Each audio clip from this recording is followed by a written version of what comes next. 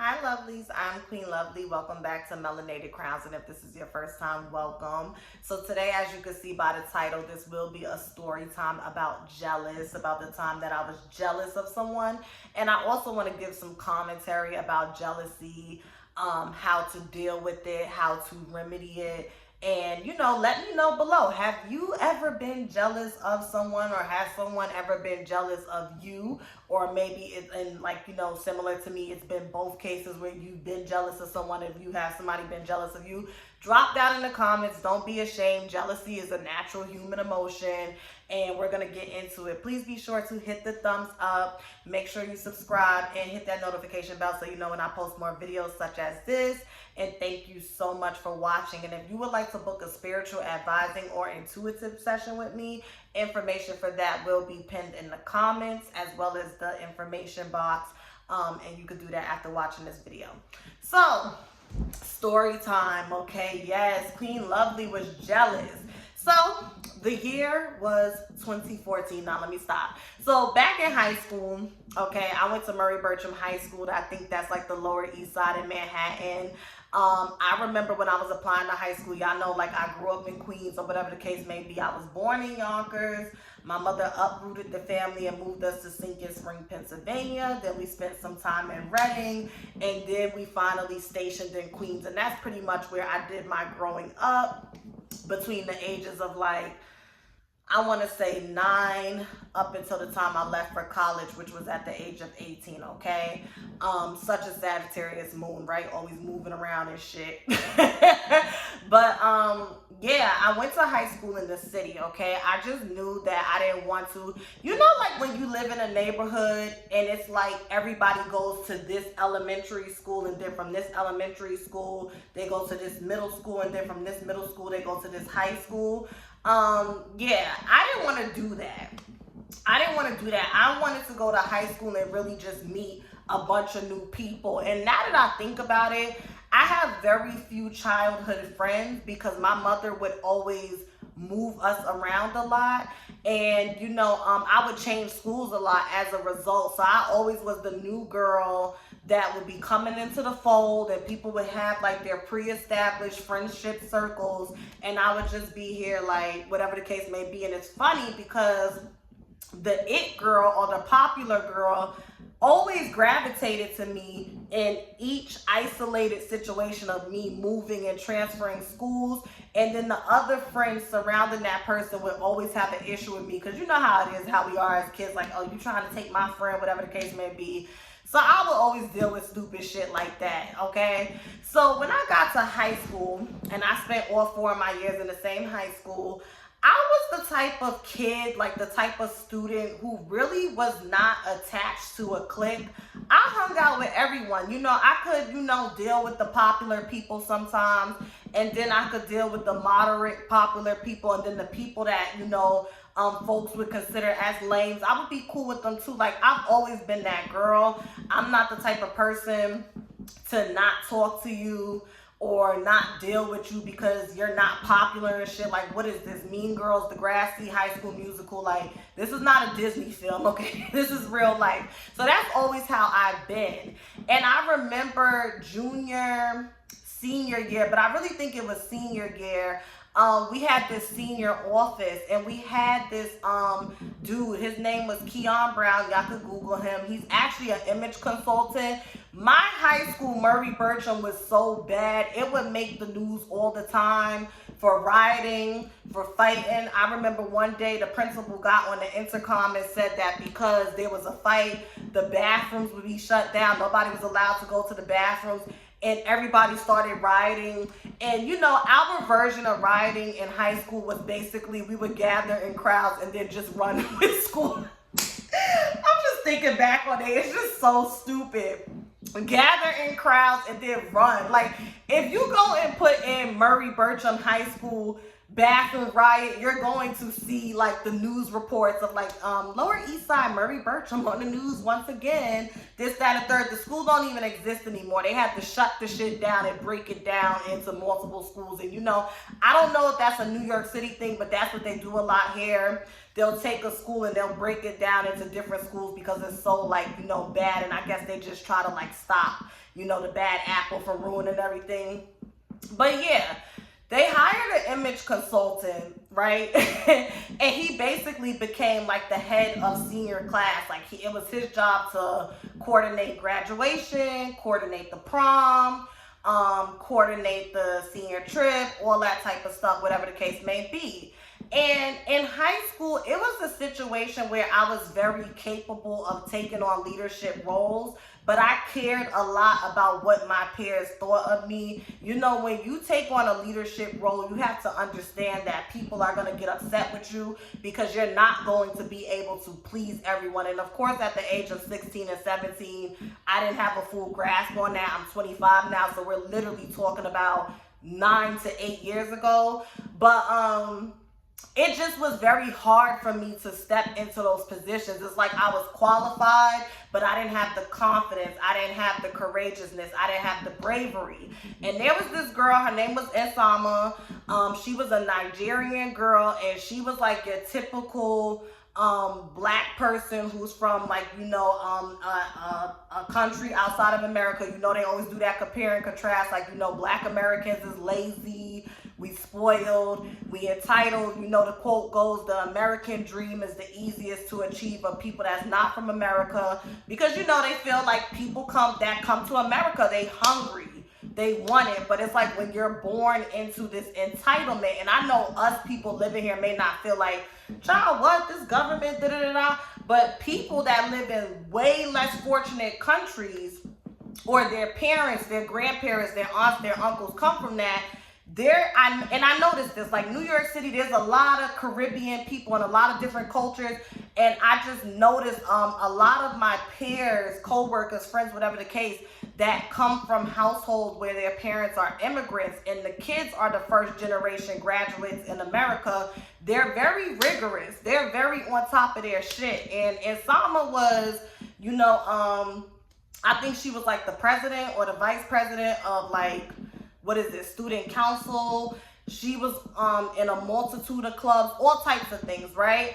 And I just did not like her. And I remember one day, this girl I used to be friends with was like, well, why don't you like Insama? Because Insama really doesn't do nothing. She doesn't bother anyone. And I was just like, I don't know. I just don't like her. You know, when you don't even have an excuse to dislike somebody, it's something that you got going on. It's something internal. It's something personal. Like, I didn't even have a valid excuse to dislike the girl. And I was never mean or unkind to her. It was just a thing from a distance where, like, you just observe or you watch someone or you see them in passing, and, you know, it just is what it is. And it was not up until, I want to say, earlier this year, I forgot what even brought this on, because I've been saying I was going to come and do this story time. I realized, I was like, you know what it was? I was jealous of her. I had a deep admiration for this young lady who had the confidence to assume positions. And me and her actually crossed paths a lot because we both were in honor English. You know, when you would get like honor roll and stuff, me and her both would always be on stage with our medals and whatnot. But she was way more studious than me. That's the perfect way to put it. She was way more studious. I'm a type of student where it's like B's, you know, mostly B's. I may get an A here or there, and then a C. She was like straight A's. And you know, if it really was a bad semester or whatever the case may be, she may get a B or something here or there. So what it really came down to is that I really admired her ability to be a versatile student. I admired her ability, like she was applying to like top schools and stuff. She had a good resume under her belt from high school, you know, joining clubs, being on councils and stuff. And what do I always say, right? Hating is admiration simply disguised by insecurities. So I was allowing my insecurities and my false inadequacies, right? Because sometimes we have false inadequacies. Sometimes we feel like we are inadequate and we are not capable of, understanding the assignment, fulfilling a task, but it's just a false inadequacy that is a byproduct of your insecurities. And I always say hating is merely insecurities. Hating is merely admiration disguised by insecurities. I admired that girl, but because I didn't have the emotional intelligence at the time, because I didn't know what I know now, the saying is you don't know what you don't know, it just manifested into jealousy. And it wasn't envy. Like I said, I was never rude to the girl. I was always pleasant with her. She was always pleasant with me. And, as fate would have it, when we went to college, I went to Kanisha's college before I transferred back to Brooklyn to, really get into my radio and broadcast. I was at Kanisha's college, which is like a predominantly white institution, is, nicely ranked, whatever the case may be. And she was at Buff State, which is like the party school. Buff State is pretty much an HBCU. It's just not an HBCU, but it's lit. And we were running into each other a few times. When I transferred, she came to my party, my going away party. And we've just had a cordial relationship ever since then. I hope if she sees this video, she's not offended. I mean, you should be flattered. I was jealous of you. But no, I really admired her. I don't know what she's doing now, but I'm sure she's doing great things because even in college, they would have fashion shows and she would be in the fashion shows, her and her other homegirl. And, it was just cool. She would be like, come out to the fashion show, come out to this party, whatever the case may be. And we would chat, we would kiki, party, get drunk, have fun, like, shit college people do. And I would just go back to my fucking whack-ass, predominantly white institution and she would go about her business. What really brought this video on today, because I've been saying I wanted to do this video, but what made me bring it on? There is this YouTuber, okay? She's a very big YouTuber in the hypergamous sector, okay? And she actually introduced me into hypergamy, okay? We all know about marrying up and marrying men that have money, but she basically contextualized and gave a definition of what that is, which is hypergamy, especially when you do it with intention. I enjoy her channel. I enjoy her commentary. I enjoy the information and the education that she gives. And on top of enjoying it, I appreciate it. And I am eternally grateful because I've been able to make improvements and investments in myself and my divine femininity by way of listening to her and others, but mostly her. One thing I like about this content creator is she has really carved out a lane for herself and she stays in it. She doesn't feel the need to respond when people call her out. There's this other YouTuber, this male YouTuber that's on the men go their own way sector, red pill, whatever the case may be. And he be doing reactions to her videos. She never responds to him. When all of that drama happened with the pink pill and that Jessica girl or whatever the case may be, she stayed out of that shit. I was really shocked to see the Pink Pill channel get involved in that. Like, this person stays in their own lane. I don't troll them. To my knowledge, I don't disrespect them. I got to a point where I was scaling back from that sector. So I don't watch her videos as often. But when I do come across a video, I'll drop a comment. When she hit 100K or whatever the case may be, I was like, oh, shout outs to you. And I really meant that. Yesterday, she put a post up, I commented under it, and then she blocked me. Now, the interesting thing about this is when I had my old page, right now I just have melanated_crowns for my Instagram. Excuse me.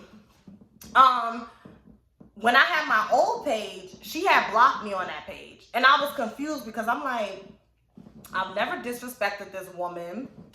I don't troll this woman. I don't really combat a lot of her things. So what is it? Okay, whatever. When I got back on Instagram and got my Melanated Crowns page up, which is the page that corresponds with this YouTube channel, I decided to follow her again. Her page is private. So she accepted me. So I'm like, okay, I guess, it's cool. But then she blocked me yesterday.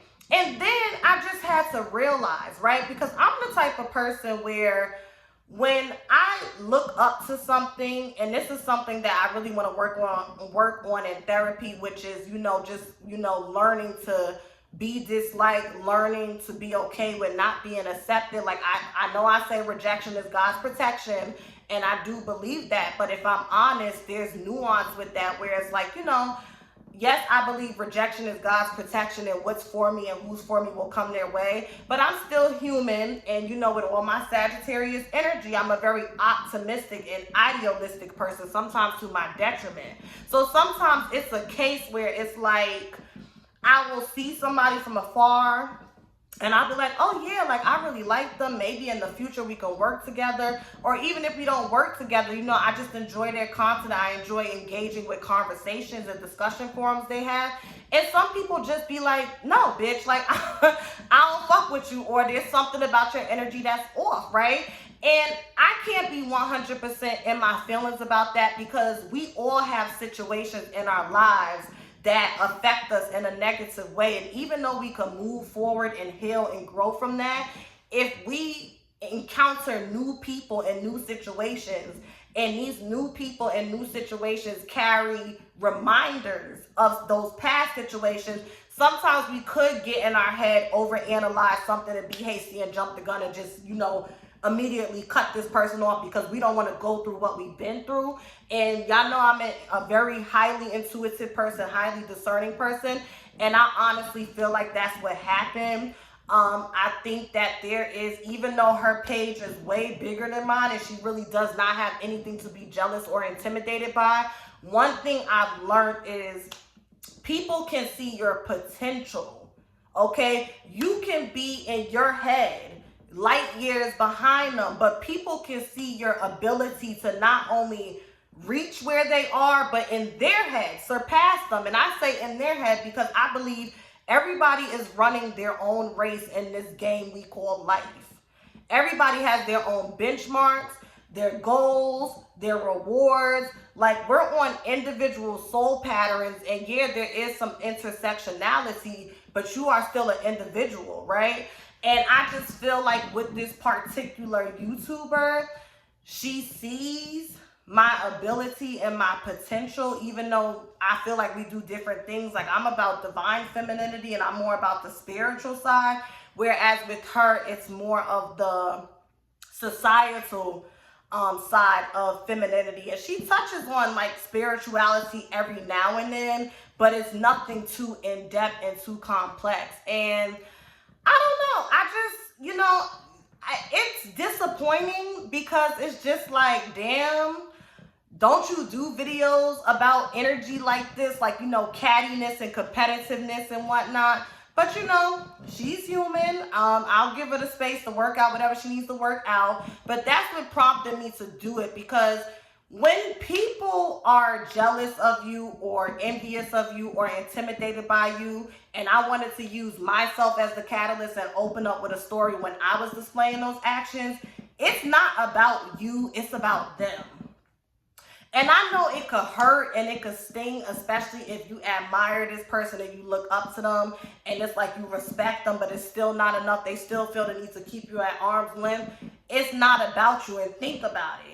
Even though you may start off like, well, damn, I admire you, I look up to you, this, that, and the third. Do you really want to be under somebody's thumb or be taken under somebody's wing who sees you as competition? Let's just be real. Never outshine the master or the teacher, as the 48 laws of power would say. But think about it. Imagine, because I've been in several instances like this, right?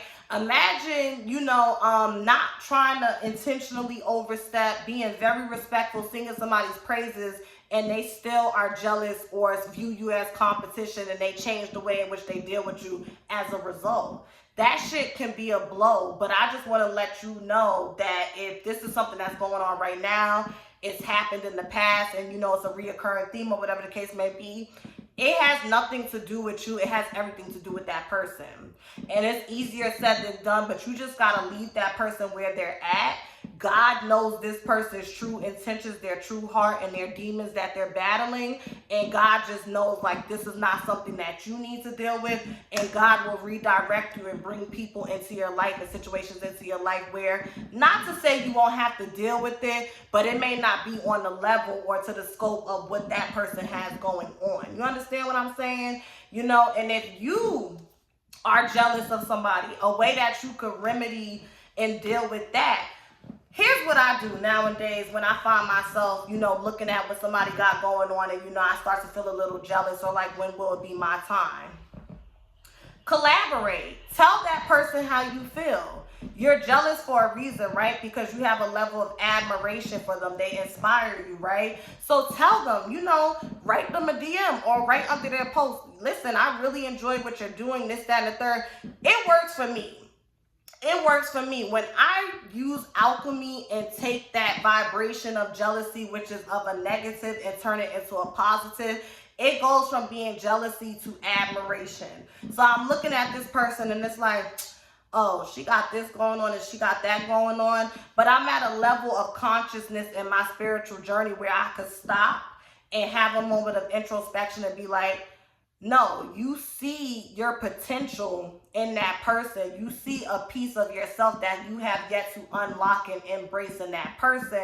And your problem is not with that person, Aaliyah. Your problem is with you because you're upset or you're frustrated with yourself because you have yet to use the tools or acquire the tools to unlock this aspect of yourself that you could see in that person.